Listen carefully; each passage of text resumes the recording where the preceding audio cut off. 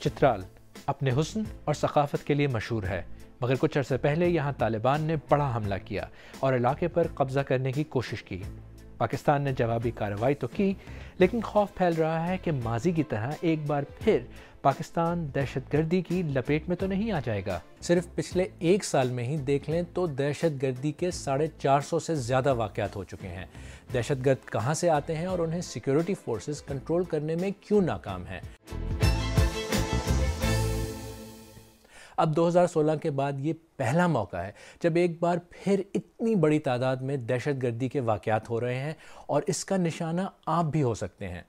میں ہوں خالد کرامت، اور آج BBC اردو کے پروگرام سحربین میں دیکھیں گے کہ اس بڑھتی دہشت گردی کی آپ جیسے لوگ کیا قیمت چکا رہے ہیں۔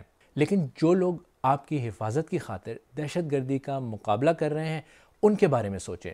سب سے زیادہ ہلاکتیں ان کی ہوئی ہیں۔ اس باپ پر کیا گزرتی ہوگی جسے اپنے بچے کی موت کو بار بار جینا پڑے؟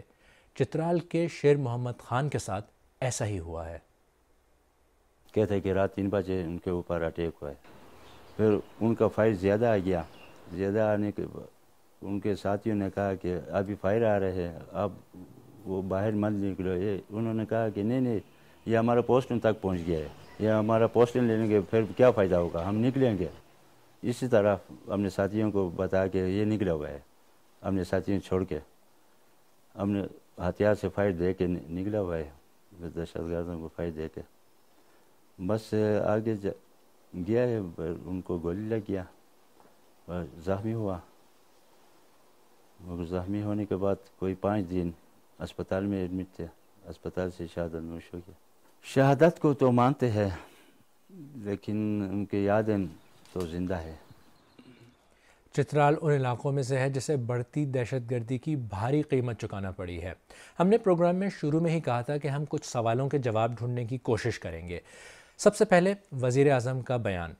جیو نیوز کے پروگرام جرگہ میں انٹرویو کے دوران انہوں نے افغانستان میں طالبان حکومت پر الزام لگایا کہ وہ اچھے طریقے سے جانتے ہیں کہ TTP کہاں پر موجود ہے۔ چترال ان علاقوں میں آتا ہے جو افغانستان بارڈر سے بہت زیادہ دور نہیں ہے۔ میں اس وقت چترال سٹی میں موجود ہوں۔ یہاں سے تقریباً 2 گھنٹوں کی مسافت پر کیلاش کی وادی ہے۔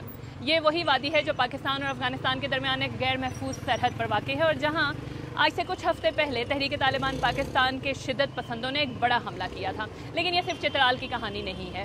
گزشتہ کچھ عرصے کے دوران پاکستان میں خیبر پختونخوا اور بلوچستان کے علاقوں جیسا کہ مستونگ، باجوڑ اور وزیرستان میں مختلف حملے ہوئے ہیں۔ پاکستان یہ الزام لگاتا ہے کہ افغانستان کی سرزمین ملک میں حملوں کے لیے استعمال ہو رہی ہے۔ دوسری جانب افغانستان میں طالبان کی حکومت ان الزامات کی تردید کرتی ہے۔ اور اگر نمبرز کو دیکھیں تو ایسا لگ رہا ہے کہ ہم واپس اسی دور کی طرف جا رہے ہیں جب مسلسل دہشت گردی کے واقعات ہو رہے تھے۔ سال کے دوسرے کوارٹر میں دہشت گردی کے واقعات میں 284 ہلاکتیں ہوئیں۔ یہ تعداد تیسرے کوارٹر میں بڑھ کر 445 ہو گئی، یعنی صرف 3 مہینوں میں ہی 57% اضافہ ہوا ہے۔ ستمبر تک ہونے والے واقعات میں 386 سیکیورٹی اہلکار اور 333 شہری ہلاک ہوئے، جبکہ 368 شدت پسند مارے گئے۔ ان میں سے زیادہ ہلاکتیں خیبر پختونخوا میں ہوئیں، جبکہ دوسرے نمبر پر بلوچستان ہے۔ سندھ، پنجاب اور اسلام آباد میں یہ تعداد نسبتاً کم ہے۔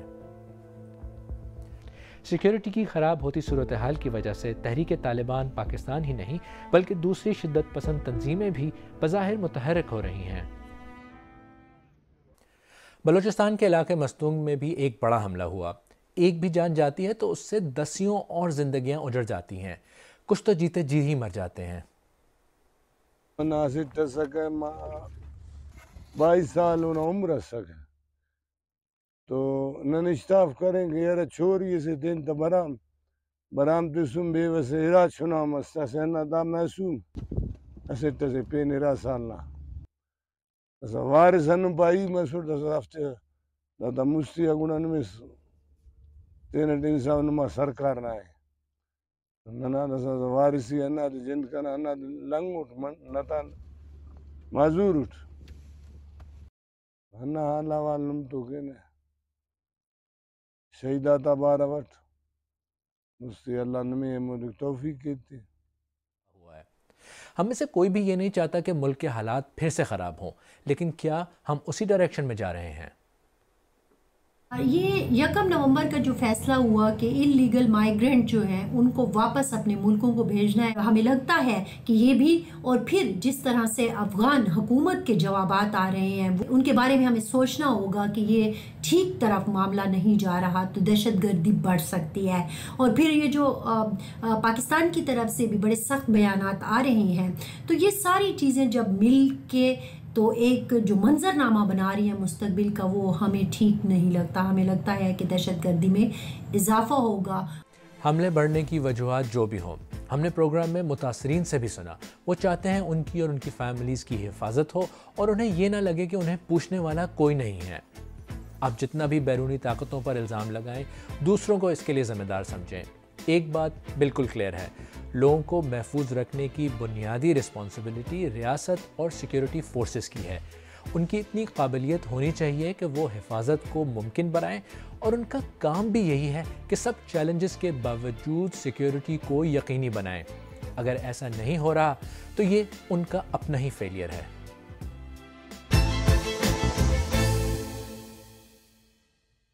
اگر آپ کو ہمارا پروگرام پسند آیا تو ویڈیو کو لائک کریں، ہمارے یوٹیوب چینل کو سبسکرائب کریں اور بیل آئیکن پر کلک کریں، اور اپنی رائے نیچے کامنٹ سیکشن میں ضرور دیں۔ پروگرام کا لنک اپنے دوستوں کے ساتھ فیس بک، واٹس ایپ، ٹویٹر وغیرہ پر بھی شیئر کریں، اور سیربین کی پرانی قسطیں دیکھنے کے لیے یہاں پر کلک کریں۔